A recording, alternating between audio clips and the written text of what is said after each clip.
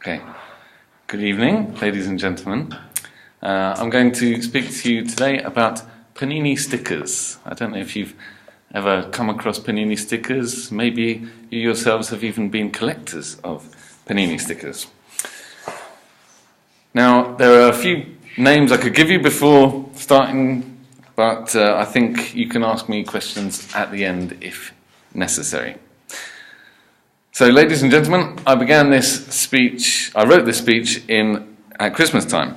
And at that time, I was reminiscing about the Christmas presents that I'd received over the years in the past.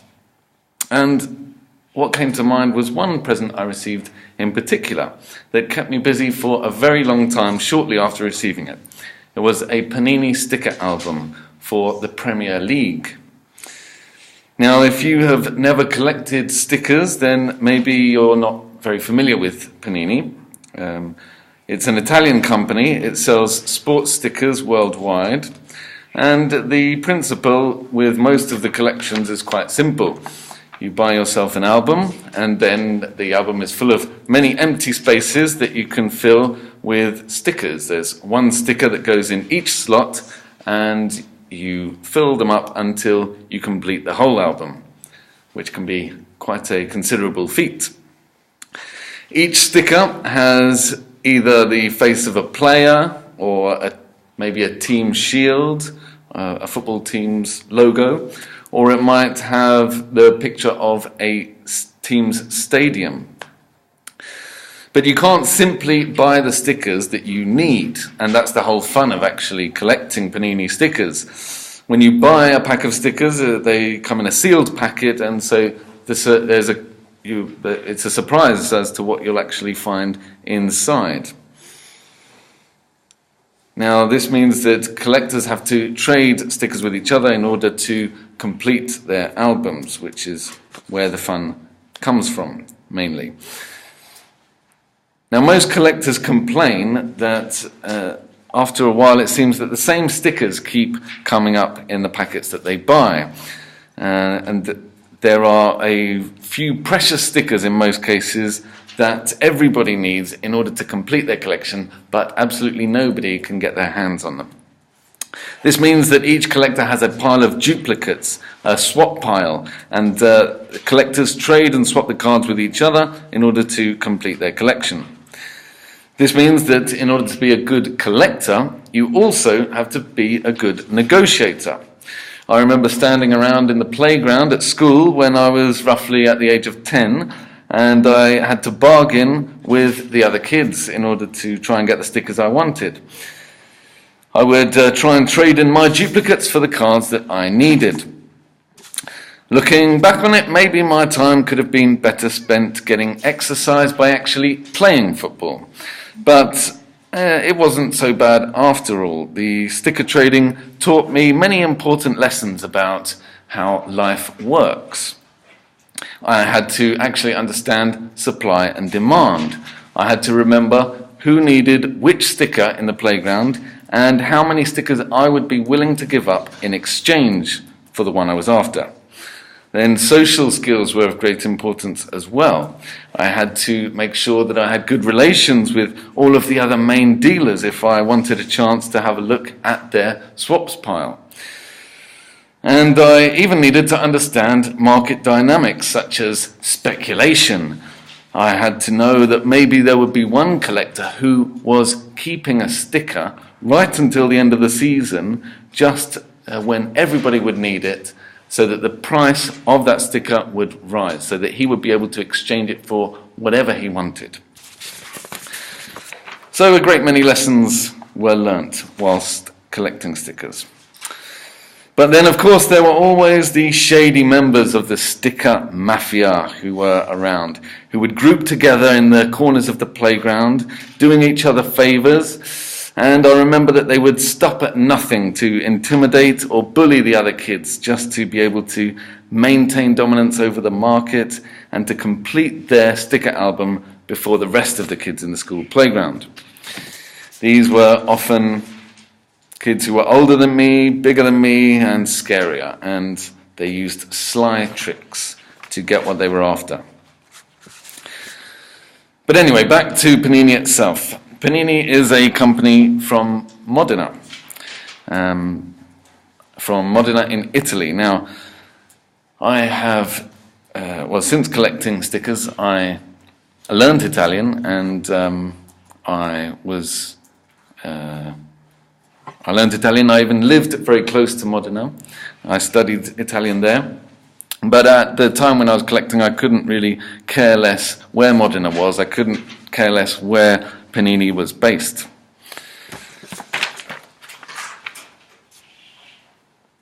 I used to collect stickers for the Premier League collection.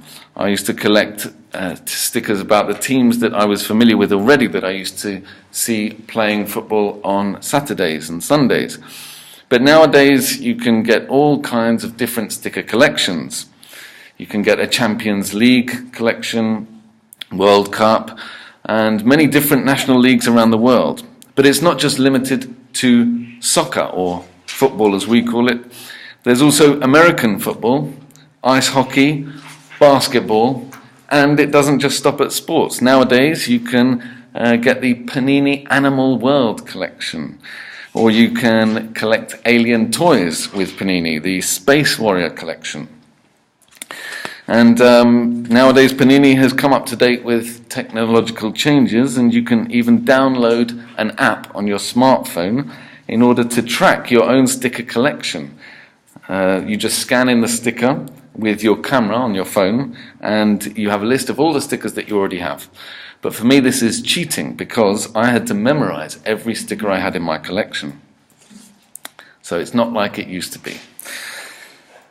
So with the names like Animal World and Space Warrior, you may think that Panini is mainly for kids, but this is far from true. It is actually rather worrying to see the number of adults that have not given up collecting stickers since their childhood. If I remember correctly, my Panini career ended quite early on, maybe at the age of about 13 or 14, when I started spending my pocket money on bicycles. But I was reading the newspaper the other day, The Guardian, and I came across one journalist who still is a very keen collector of stickers. His name is John Crace. He owns up to this in an article that he wrote. He says he's been collecting stickers since 1970, every year since 1970. And he points out with dismay how much more expensive sticker collecting is nowadays.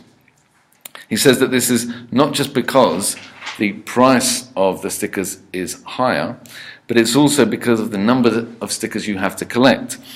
Back in 1970, it was 250 stickers per album, but in 2014, one had to collect 639 stickers to complete the Premier League album.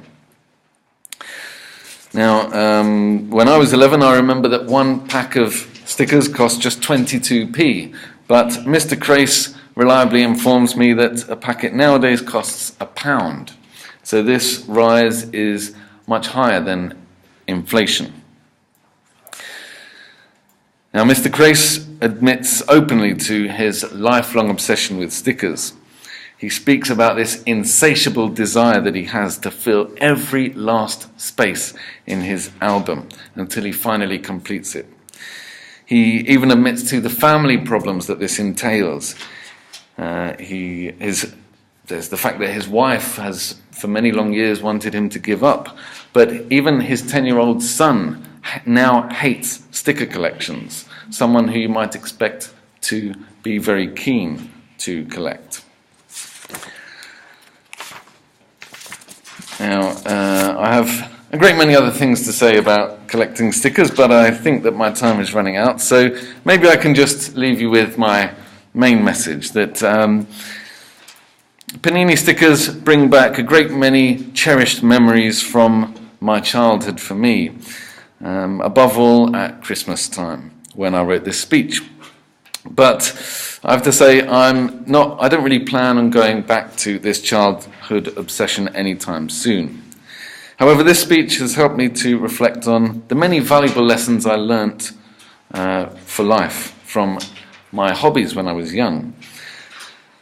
As I mentioned earlier, sticker collecting allowed me to improve my social relations, to learn bargaining, supply and demand, and managing my pocket money. But it also helped me to learn more human values. It helped me to learn avoiding the obsessive nature, trying to overcome the obsessive nature of collecting. It taught me patience, moderation, and it helped me to understand what is truly important in life. Because unlike John Crace, I struggled to overcome the addiction, the obsession that I had at the time, and I think I'm all the better for it. So thank you very much.